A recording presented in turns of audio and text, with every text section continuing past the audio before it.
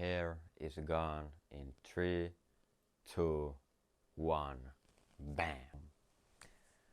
So yeah, I went to the barber shop and they asked me, what do you want? I said a buzz cut, and here it is. And my name is Elias Vaaja, and I'm serving in the Finnish army right now. We have an obligation to do that, so it is mandatory. And it has taught me a lot of discipline. I was pretty disciplined before army, like a bit over a month ago. Daily meditation, cold showers, working out, chasing my goals and whatever. But being in the army, you have a strict schedule you have to follow. I mean, you don't have to think at all, you just do what they say you have to do, and you just do it. No matter what. No matter if you are a bit tired, no matter if you feel bad, if you want to go home. We were like 13 hours outside, freezing cold. My toes, I couldn't feel them. My hands, I couldn't feel them because it was so cold. But you have to be there. There's no comfort. And it has taught me a lot of like willpower and discipline. Doing hard things even though you don't feel like it. That's like the main pillar of success. I know that I'm not the most successful person yet, but without discipline, without the grit to do things, even though you don't want to, even though you want to lay in the bed, but you actually have to go to the gym. Going to the gym will make you a step closer to your goals, rather than staying in the bed. I know that many of my Finnish fans, all my fans are Finnish, because that's the language I speak in my videos, are like, what the fuck is this guy talking about? Why is he talking in English? But this video is called Change.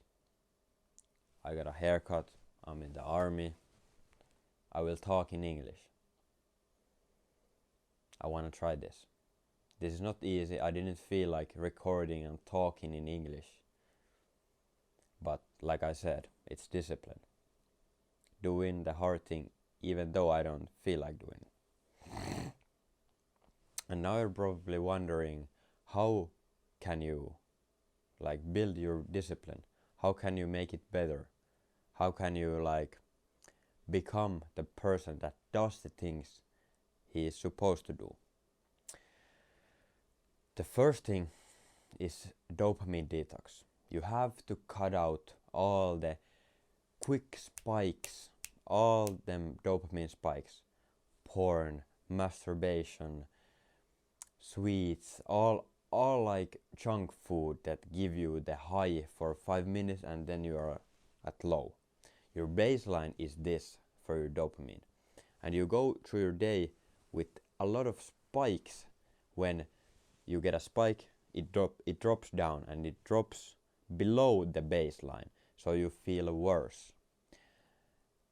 For example, when I scroll social media, TikTok, IG Reels for let's say 1 hour, even 30 minutes, I feel so much worse before I scrolled. You know why? Because I spiked my dopamine with scrolling, and when I stopped, the dopamine stopped and dropped. That's basically how it works. And I have been the person in the past who does these dopamine activities, these bad habits, porn, junk food, video games, scrolling, staying up late, not taking care of my health, not being around my family at all, and suffered a lot of anxiety, social social overthinking, not getting the things done I wanted to, but now I'm in a place where I know that I will do the hard things if I say I will do, because I trust myself. And how you build that trust? You build that trust through doing the things you say you will do.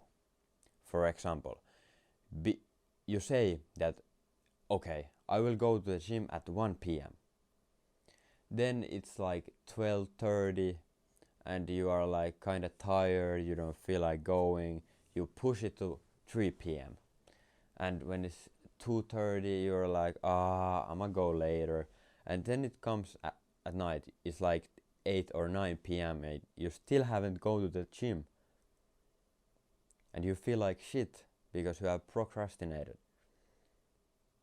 And the more you do this, the less you trust yourself. So in order for your self-trust to build up, you have to do the things you say you will do.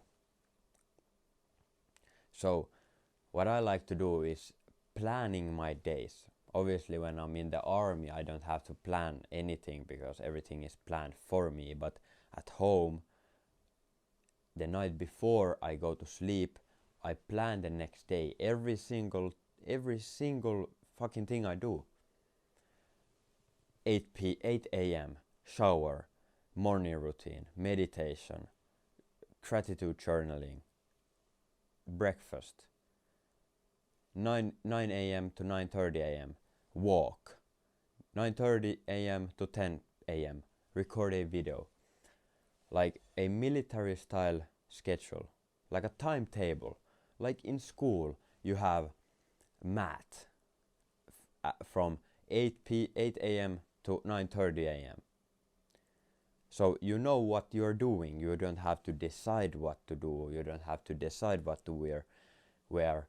You just do what the timetable says. And all of a sudden you do automatically those things. You cut out the bad habits because you don't even feel like doing them. At first it's hard, I know. But it takes about 20 to 21 days for a thing, for a activity to become a habit, a routine that you continuously do every single day.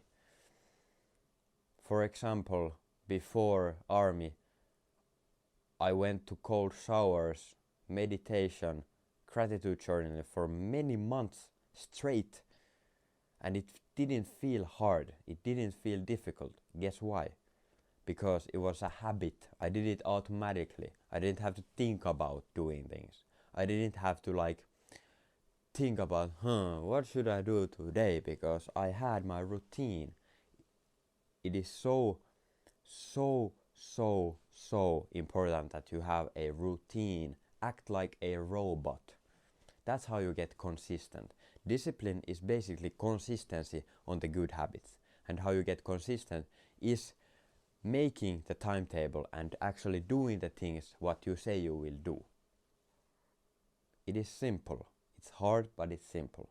And the third tip I want to give you for change, for discipline, is to change your environment.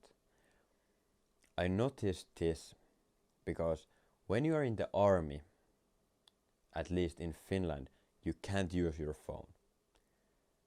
You have a book that is about the army things you can read if you have like free time in like the serving time. So from 6 a.m. to say about 7 p.m. we have serving time. So we have no free time. We can't use our phones. It's a crime to use your phone. So